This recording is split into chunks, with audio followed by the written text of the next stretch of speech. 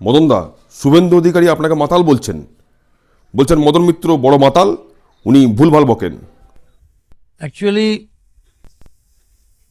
কারণ যখন মাথা খারাপ হয়ে যায়, তার বাড়ির লোকের উচিত তাকে সাইকিয়াট্রিস্টের কাছে নিয়ে যাওয়া।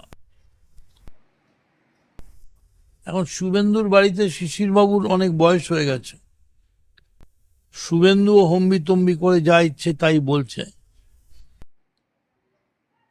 স্বপ্ন দেখা ভালো, কিন্তু বেশি স্বপ্ন দেখলে সাইকিয়াট্রিস্টের প্রয়োজন হয়। ঠিক যে উত্তর বিজেপি চাইছে সে উত্তর বিজেপি পেয়ে যাবে, খেলার মধ্যে দিয়ে খেলা হবে। এদিকে অর্জুন সিং তো আপনাকে সরাসরি আক্রমণ করছেন, বলছেন মদন মিত্রের বয়স হয়ে গেছে, ওনাকে এবার রাজনীতি থেকে অবসর নেওয়া উচিত। দূর থেকে হাত পা ছুটছে, কারণ সামনে আসলে গুঁড়িয়ে যাবে।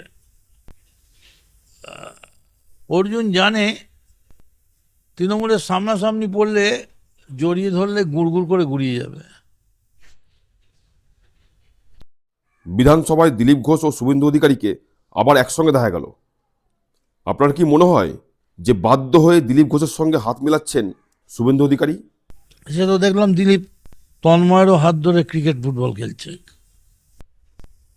ওরা এখন কে কার হাত ধরছে, কে কোথা থেকে কি করবে বলা খুব মুশকিল। কারণ এখন তো একটাই হাত, বাকিটা তো অজুহাত। সে হাতটার নাম হচ্ছে মমতা বন্দ্যোপাধ্যায়।